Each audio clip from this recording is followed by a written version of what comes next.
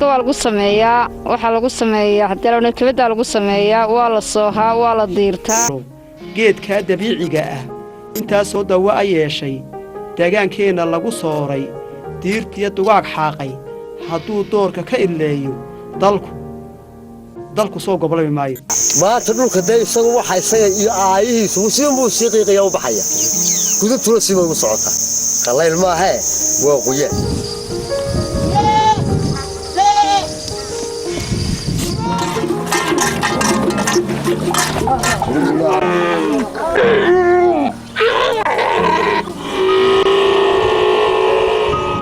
laga diiriyay gaariraad kala hol muray malaaxdee geedka galoolku waa geedka ugu faa'iidada badan ee ka baxa dhulkeenan barakaysan hase yeeshee waxaa geedkan lagu hayaa garaacid iyo gumaad ba'an oo aan loo kala aaba yeelin mid qoyan iyo mid qalalan toonna geedkani waxa uu siiba tirdhaxaad u sii yahay nolosha dadka reer guuraaga ah ee ku dhaqan gobolkan geeska Afrika sidee ayaynu haddaba aynu u joojin karnaa xasuuqa xun ee geedkan lagu hayo waa arintaynu ku eegi doono barnaamijkeena kan tirdhaxaad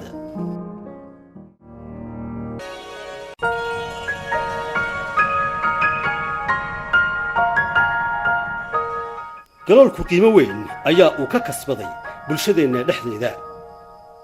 waxaana sabab u ah faa'iidooyinka aan la koobi karin ee xiriirsan min gun ilaa baar geedkani mar waa cunto iyo malab mar waa hooy mar waa heeryo mar waa hadh marna waa hanti gooniya bal aynu faa'iidadiisa mid u eegno aynu ka bilowno baarka u sarreeya cambuusha kolay ku tahay laanka kolay ku tahay meedhaxda kolay ku tahay hangoolka marka laga goostay faa'iidadiisu daabka udubka meedhaxdiisa manaafacaadkiisa horta geedka intaas oo ku qaybin ku goobin manaafacaad weyn baa geedka gunti jiridiisa ka sareeya oo dhaqaale badan lagu haysto amba lagu qabo yaa lagu qabaa ma garan taasay xalay harkii caleenta xoolo way cunaya kol laanka cunaya kol cambuusha cunaya adiga meedhaxda baad ka diiranaysaa daabkii baad ka goosanaysaa oo hangoolka baad ka goosan oo ushii baad ka goosanaysaa horta manaafacaadka kayntu waa caynkaas u farabadan marka laga yimaado laamaha iyo baarka sare qaybta dhexe ee geedka oo ah jiridda iyo xididada oo ah qaybta dhulka ku sii jirta ee u hooseysa ayaa iyaguna wax tar gooniya leh tiirka laga dhiso ee u adeega waa galoolka haddii aanu galoolka jirin guriba lama dhisteen oo guriba Soomaaliya lama dhisteen kaynta geedka mudan buu yahay mudan inta kasta kayntu wada manaafacaad leedahay haddana waa geedka mudan galool ee si looga maarmi karo wuxuu lahaa faa'iido aad iyo aad u fara badan aan la soo koobi karin xag dawo iyo xag manaafacaadba adduunku mar wuxuu cunaa caleen marna caleentu way egtaa way u dhacdaa way xaabaan waxa laga taasi waa madaxii jiridiisa asalkiisu wuxuu daweeyaa kalooraha cudurka la yidhaah wuu ka daweeyaa wadanka uu ka baxana kalooruba ma galo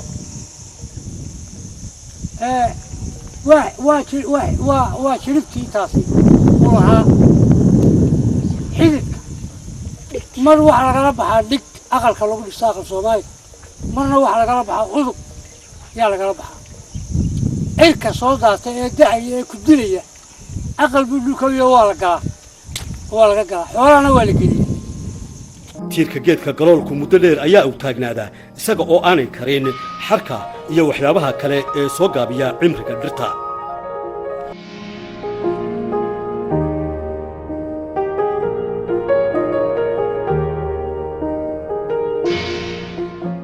guuleed cismaan waxa uu ku nool yahay deegaanka Horahaadley halkani waa aqalkii ay ku dhasheen guuleed iyo carruur 10 ka badan oo ay walaalo yihiin waxaana gurigan la dhisay sanadkii 1964 hase ahaatee waxa imika ka nool oo kaliya tiirarkii galoolka ahaa halena 64kii ayaa la aasaasay marka xaafadda ayaa gelisay waxa ku dhashay 14 qof ayaa ku dhashay marka imika dee dhirtan intii kale way dhimatay intii galoolka ahayd baa ka taagan. halkan idin muuqataa waxay ahaan jirtay masjid yar waxaa la dhisay sanadkii 1960kii balse imika haraga qura ee ka sii taagani waa tiirarkii galoolka sida uu mar kale Guuleed Cismaan sheegayo. kana waa kaasoo arkaysaa waxa masaajid buu ahaa meel ayaro lagu tukado ayuu ahaa marka waxa la dhisay taariikhdu markay ahayd 1960kii ayaa la dhisay marka waa galool oo kuwa taagan oo arkaysaa imigana dee waxa la dib u habeyn baa lagu sameeyaa geedii kale isagoo way dhinteen marka waxa ka nool intii galoolka ahayd munaafacaadkiisu aad buu wanaagsan yahay marka waxa imigana waxa lagu tala jiraa in dib loo dhiso. qiimaha geedka galoolka waxa kale oo kamid ah inuu yahay geedka ugu habboon ee lagala baxo udbaha iyo dhigaha lagu dhiso aqalka Soomaaliga.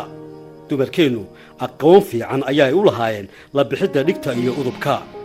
waxaana jira farsamooyin loola baxo sida qodidda dubidda laabidda iyo wixii la mid ah astaamo gaar ah ayay ka eegaan dhulka ku hareeraysan geedka oo ay ku arkaan dilaac kadibna halka dilaacaasi lagu arko laasim waxa ku jirta dhig amaba udub. geedka galoolka waxaa laga dirtaa meydhaxda laga soo hoo xarkaha waxa kale oo isla meydhaxda laga sameeyaa kibadda oo ah shayga ugu qiimaha badan ee agabka aqalka Soomaaliga uu ka kooban yahay. meydhaxda ayaa haddaba looga faa'iidaystaa qaabab kala duwan.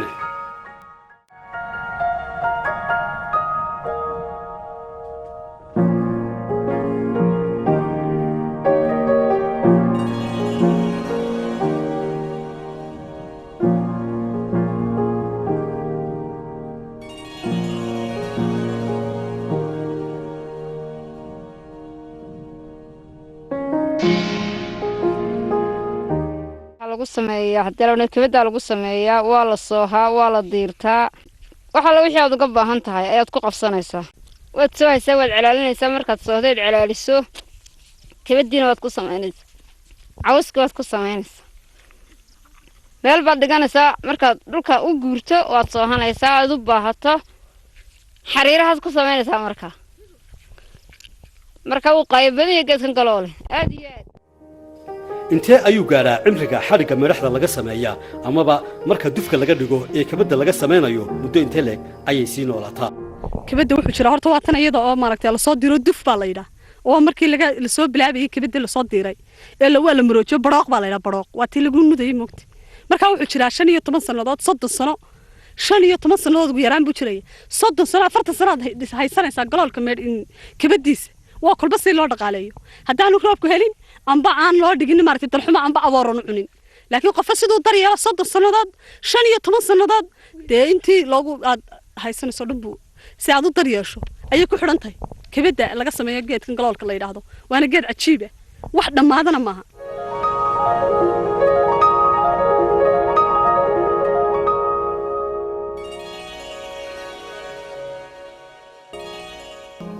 samayska kabadu guud ahaan waxa uu ka kooban yahay meedhax sooca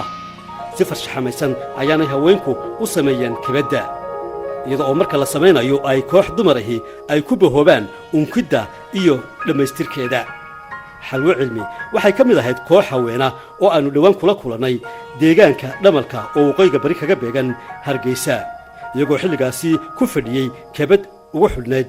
reerka dushiisa waxaanay faahfaahin ka bixinaysaa balqaabka kibada sameynteeda loo suurtageliyo. galool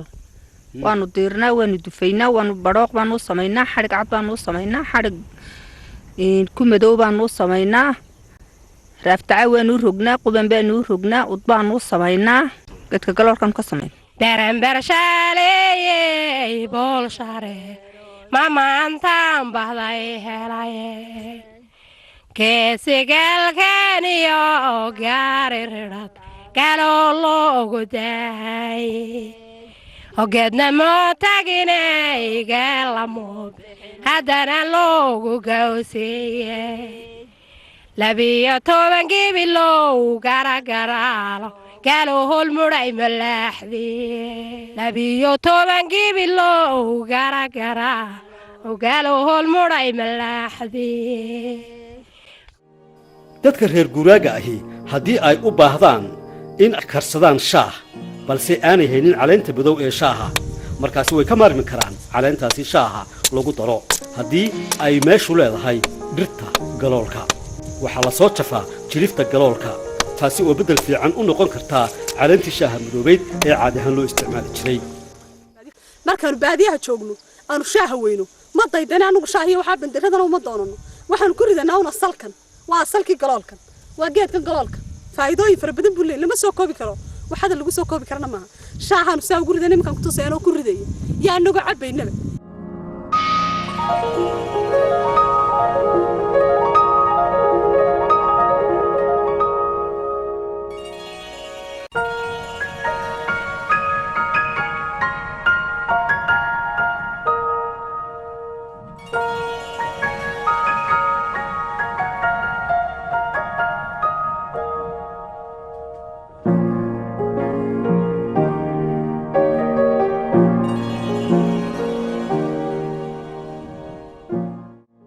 faa'iidada geedka galoolku intaas inuu kuma koobnaa balse dhaqanka iyo nolosha bulshadeenna meel adag ayaa uu kaga jiraa waa geed lagu dhaato lagu faano laguna naaloodo jiif caaqil badmaax waa oday 84 jir oo aan kula kulnay tuulada balliga caasi waxaana uu ka warramayaa waayadii faraha badneed ee uu soo noolaa iyo muddadaasi dheer sida nolosha dadkeennu ay ugu soo taxnayd geedkan galoolka loo yaqaano 84 barbaraya talyaanigii waa joogay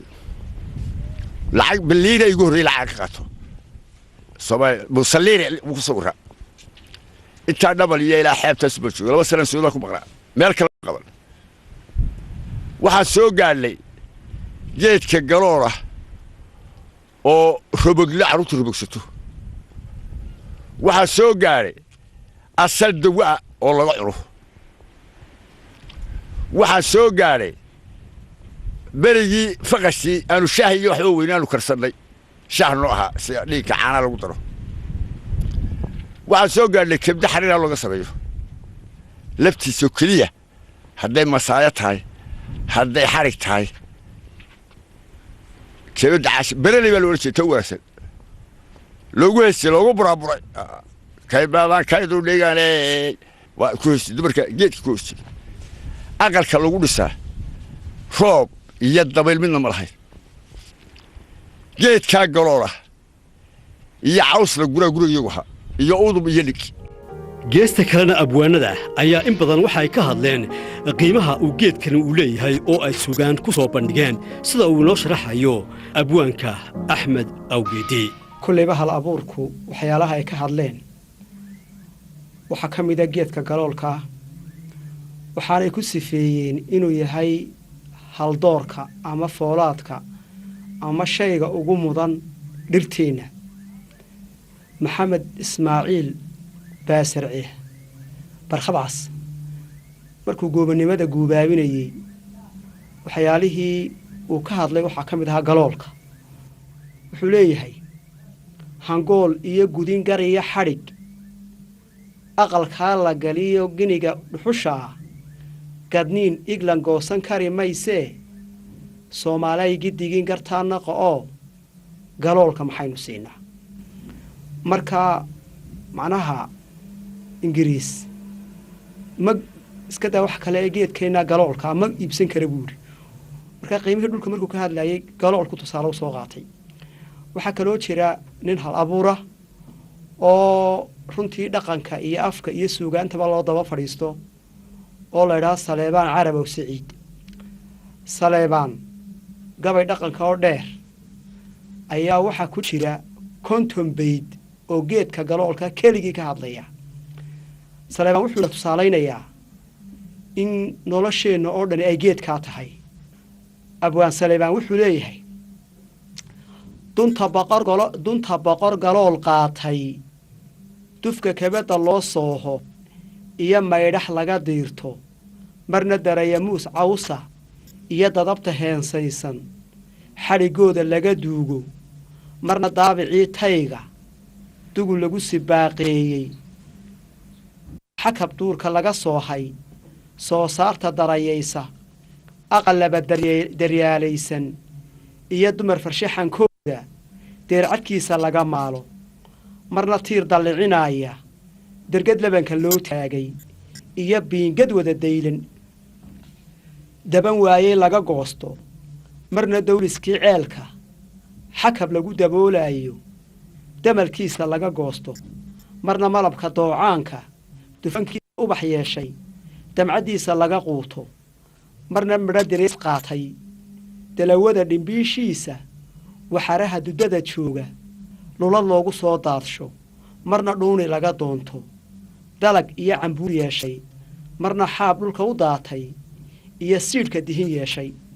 marna warab dilaacaysa da' kastaba caleen yeeshay marna dalow dhicii roboga duubigiisa laga dheego marna daaqsin goba yeeshay marna doodi hadha yeeshay marna duudka siman yeeshay marna dayr lagala yeeshay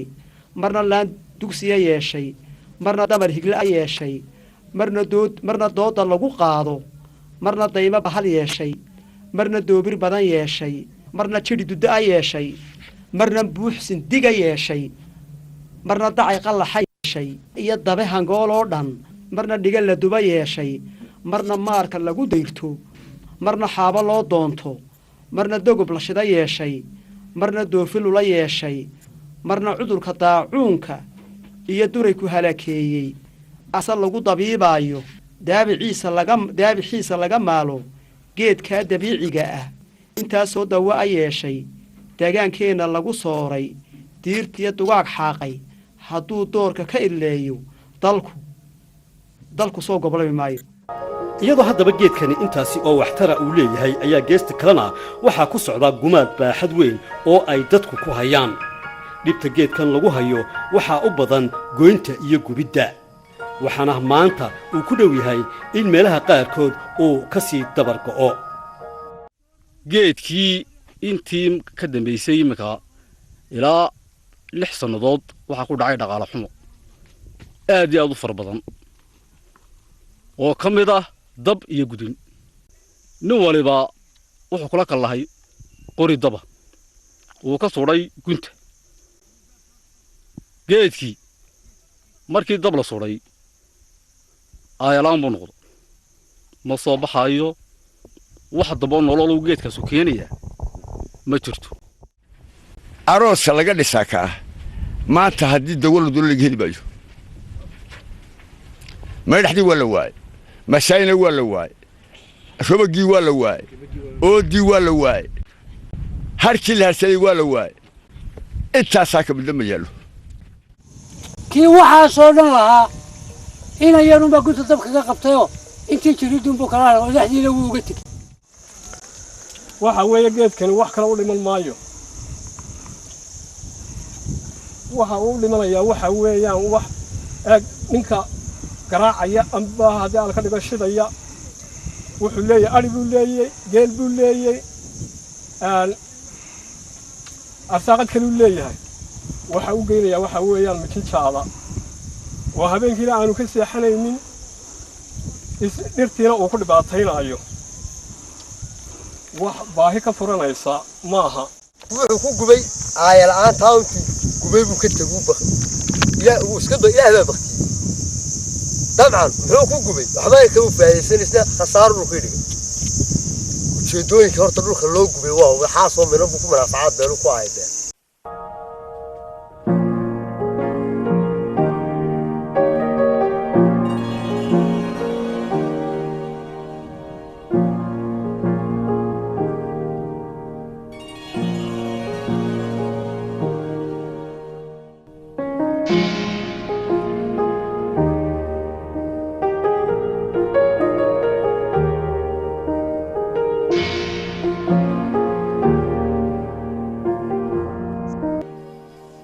geedka galoolku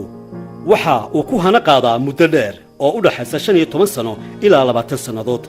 kadibna faa'iidadiisa ayaa loo dhici jiray balse si sahlan ayaa haddana markiiba loo xasuuqaya loona jaraya sida ay ku tiraabayso wasiirka deegaanka iyo horumarinta reer guuraaga Soomaaliland Marwo Shukri Xaaji Ismaaciil Bandare geedka galoolkii mala ilaa 20 sano 15 dhowr iyo 20 ayuu ku noqday geed taaba galay ayuu ku noqdaa geedka muddada dhan qaata ayaa haddana wuxuu noqday geed aada loo jecel yahay waxtarkiisu aada u fara badan yahay ummaddu jeceshahay buu noqday geedkaasi inaga wuxuu inoo leeyahay faa'iidooyin aada u fara badan haddaynu nahay soomaalida ama aynu nahay somalilandba geedkaasi wuxuu inoo leeyahay faa'iidooyin aada iyo aada u fara badan waxa barbar taalla haddana geedkii oo intaa la gubaayo oo dadku aaminsan yihiin dhuxusha galoolka ugu wanaagsan dadku aaminsan yihiin ayaa taa barbar taalla geed muddadaa dhan ku baxaaya faa'iidadiisuna aada iyo aada u fara badan tahay ama dhig ha laga samaysto ama tiirar ha laga samaysto ama dee dhaameel ha laga daaqo ama harweyn ha laga helo ama hoostiisa geedaha ka hoos baxaan oo xooluhu ha daaqaan waa dhirta hoostiisa xooluhu ay daaqi karaan oo dhirtu ka hoos bixi karto soo dhaweeya weliba faa'iidooyin aanaynu tiro koobi karayn ayuu leeyahay weliba qorigiisuna uu raago umaha qori markiiba maarta xarku gelaya ama dhaqsaba u dumaayo baytalmayadaad aragtayba xataa aan looga maalmaynin masquulahaasaa lagu samaysanaya ayaan looga because waqti dheer buu geedkaasi uu ku baaba'aa inta badan generation to generation guryihii laga dhisay baynu arkaynaa uu saaraa ayaa ilaa maanta saqafkii uu saaran yahay oo sidii qoriga uu saaran yahay haddaba geedkii wuxuu noqday geed dabar go'aya meelaha geedka galoolku hodanka ku ahaan jiray waxaa ka mid ah deegaanada dhamalka ee waqooyiga bari ee Hargeysa balse waxaa muddooyinka dambe ka jiray gumaad lagu hayo geedkaasi qiimaha badnaa haddaba bulshada imika ku dhaqan deegaankaasi weli ma ka tashadeen in ay xaaladdu halka ay marayso ay daba qabateeyaan waxa weeye dhaqaalaha dhirta waa bariye waxbaan iska weydiinaa si aad baan wax iska weydiinaa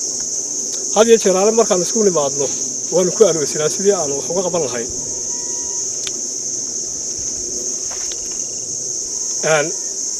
waxaanu ka qabannaa oo markaa dabeeto muuqdo oonu ku dhaqaaqnaana ma jirto waa markaa hadal dee layska yidhi oo halkii uu nagu ilaabay weeye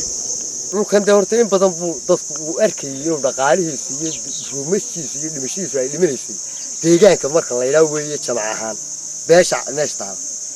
way isweydiiyaanoo raad male raad ma horaa loo raaca misadu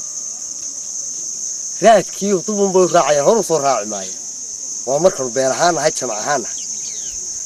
carradiisa haddana waagii baryada hadalka dhawaaqiisa golaha markanu isugu nimaadno aba meelaha meheradaha iyo baqaaxyaha tuulaha dadku wuu soo hadal qaadaa boqolkiiba 20 baa ka dhiidhiya boqolkiiba 20 baa ka dhiidhiya sideetankii kala dabbay ku maqantoo way inankiisii baa shidaya beesha markaad wax naga weydiisay wey 20kii soo hadal qaadana dee waa hadalkoodii waa waxba kama jiraan wey nasiib darro annaguna dawladda uma gudbino nasiib darro dawladda uma gudbino tan waxay jeeb ku qaadano dawladda daa xafiisyada ma tagno manaa ciidan heegana nasiya horta tan noo dhimar waa taa maanta dhulka dee isagu waxa isaga iyo aayihiisu buu sii qiiqaya u baxaya gudubtuna si ugu socota qallayl ma hawo qoyaa qallayl ma ha waa qoyaa waxaad moodaa in xilligii hore ay dadku si weyn uga damqan jireen dhirta dhibaatadeeda balse imika damqashadaasi inay dhammaatay ay u eg tahay waxaa jiri jiray barigii hore ninka doonaya inuu magaranaysaa ku yar dangaadho intuu koro ayuu baarka sare laamaha u sarreeya wax ka soo gogoyn jiray waxaana markaana wuxuu uga soo gogoyn jiray dan noole oo markay maarta abaaru dhacaan ayuu sanon jiray waxaa bal dee cashaawaqadow ayuu uga dhigi jiray kabacdu markuu in yar joogo haddana uu iska bixi jiray geedkii bisheeda geedkii oo caynkiisii oo kale ah ayuu noqon jiray waxaa nalagu dardaari jiray markaanu yaryareen oo aanu adhiga raaci jirnay markaanu gudmaa qaadanno waxaa la odhan jiray geedka marka jirdaysanaysaa jiriddu waxa weeyaan meedhaxdan yare hoose gunta hoose weeyaan intuu halkaa kaga dhufanno ayaanu waxaanu soo dilaacin jirno halka hoosena gudub baanu kaga dhufan jirnay waxaa markaanu dabadeed meedhaxdaa ka diiranno aanu meedhaxdii calaashanno waxaa noogu xigi jiray dambe waxa roobga la yidhaayo biyaayo dabadeed nafaqa leh xitaa jirkaaga nafaqeynaya iyo carabkaagaba aanu qofkii yaraaya adduunka la joogi aanu haraaday amba gaajoonaynba taasoo dhaqaalaha koobaad bay ahayd markii horeba asagoon dhuxuli jirin aan dab jirin aan hadeerba ku reey dabadeed wax kaloo dabargoy aanu jirin dardaarankaasa ayay aabbaha iyo hooyadiyo lagu sii waxaan dardaari jirin geedka cadaynina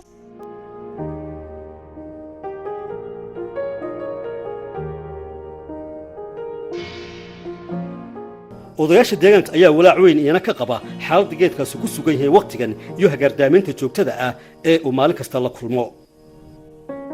dhibaatadiisu iyo iminka dabargoyntiisu way fara badantay wixii laga qaban karayo hadday dawladda iyo hadday shicib tahayba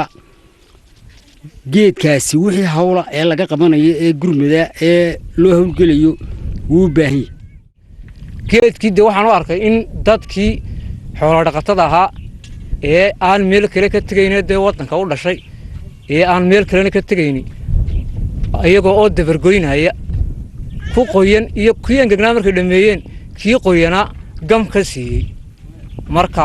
geedku marxe ee waddanka laga dhaadhacana sida badan gamta u sii joogsada loona soo baxo kuwii oo magaranaysaay intii taagneedba garaacay dhambalkan imanka haddaad dhex gasho ilaahay aad buu kuu keenaya waxa weeyaan geed jiifa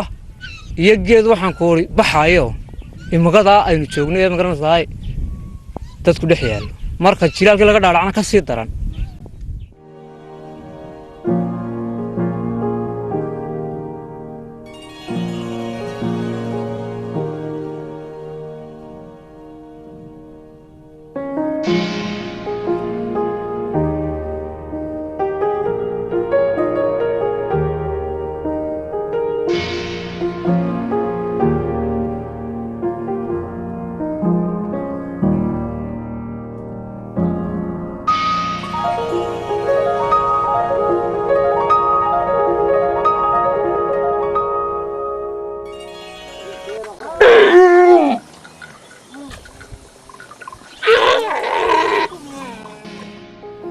dhulka geedka galoolku uu ka baxo waa dhulka sida fiican xooluhu ay ugu dhaqmaan siiba geela waxaana la tilmaamaa inuu geelu aad u jecel yahay caleenta geedkan galoolka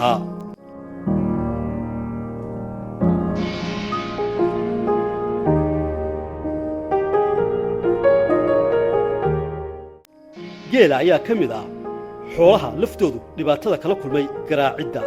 geedkan sababtoo ah geedka marka la jiro baarka sare ee qodaxda ayaa meel kastaba daadsan taasi oo tirooyin fara badan oo geelii ay ku ragaadaan ama qodaxdaasu ay waxyeello ugu geysato sida uu xusayo cabdilaahi maxamed oo ka mid ah geeljirayaasha reer somalilan waxaan ku hori geedkii oo la dabargooyey oo dhuxul laga shiday geelna uu nagaga wada ragaasan yahay dhibaatada naga haysata habeenkiiba gobolka dhaco ilaahun baa qiyaasi kara qodaxiisu waa meel walba daadsan daadkii baa dee qaadayo waxaan ku bannaanka wada waray waxaan ku tasaa wallaahi waxaan ku xoolaha dee ku xalla waxay daaqaan maba hayaanba waabuu yaraadaba dee geedkii dee wax laga qabto saasaa yaa fiican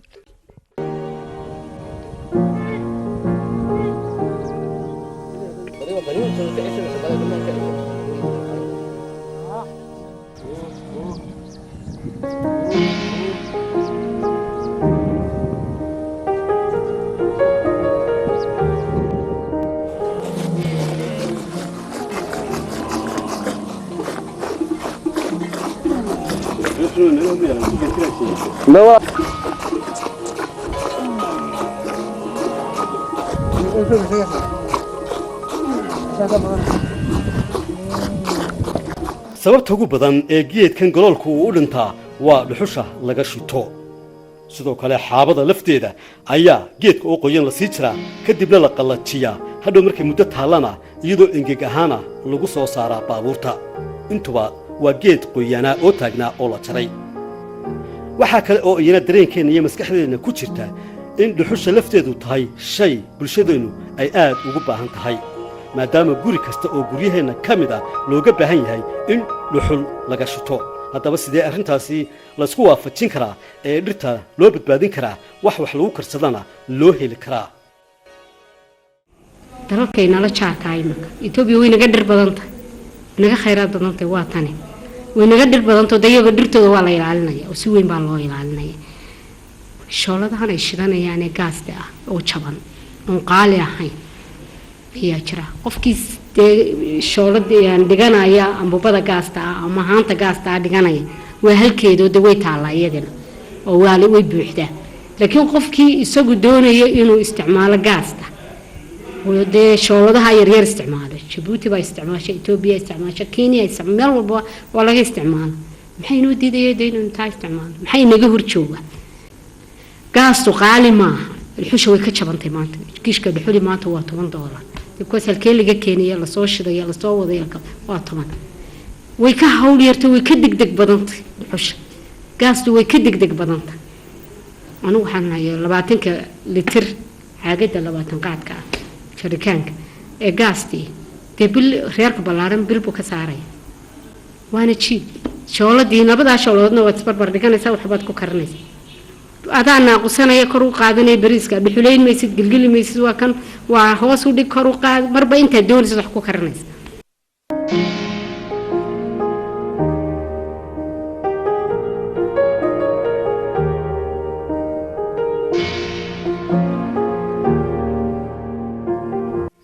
sidii ayaynu haddaba u joojin karnaa qayladhaantan ka soo yeedhaysa shacbiweynaha Somaliland siiba dadka xoolo dhaqatada ah ee ku wajahan dabargoynta lagu hayo geedkan goloolka maxaase la gudboon bulshadeena si arrintaasi xal loogu helo bini'aadamku talu ku nool yahay waxa la ku nool idinku kuma noola talu dhulku ku nool waxa uu leeyahay haddaa libakaatihi fiiyo qarakati haddaa wax ka taraysa وارو صوب حيانو كو غربدا او geedka la gooyay ee la dabar jaray ee manaafacaadkiisa marqul la qalqay waxa marka daba uu gurmada dawladda uu sheegay idinka ilaahay baa loo ashkatoorina arro walba raga jooga ayuu baa horta wax ka qabta cid kale loo dooni maayo odayaal bay leedahay hayr toolay leedahay dhalinyaray leedahay ninka jooga geedkan maxaan ku dhahaa asagu harsanaya jooga maanta maalkiisi uu hoos joogo inuu dabqado weeyaan uu dhiidhiyo weeyaan dabargo'a inuu ka dhiidhiyo weeyaan ka odaygii inuu dhalinyarada gubaabiyo weey inuu wax ka qabto weey hayr tuuluhu inuu wax ka qabto weey yaa sidaas si dhaanta oo lala kaashado dawladda ugu dambeyntii sharcigu waa ka lagu xakameyn karo dambiyada dadku ay galaan haddaba maxaa xukuumadda Somaliland uga meel yaala ama uga qorshaysan wax ka qabashada dhibaatadan qayladhaanteedu ay inta badan soo yeedhayso baryahan dambana si badatay mar haddaanaynu ahayn dad umadeed oo umad aad iyo jeer isku taxaluujinaysa geedka dad geed baysto geed kale ka agbaan aanin jirin xagga wacyiga aynu ku hooseyno dee wuxuu horta noqonayaa in geedka la mamnuuco in la gooyo period aan hadal kale ba jirin أنا نصوّدنا وسارة إمك وحلا صوّدا حير بلا صوّدا حير عادي عادو أدق بلا صوّدا صدق البلاد صو سعدو دقن قلي هدي الله يراهدو دبدت حير كاسي وحنا نقولي قف جد قالوا صوّش ده هدي العركو جود قالوا وصوّش ده وحول قالوا المجال ده اللي هو عركو حين نقولي سا إن ده طلب شرعي على دقائق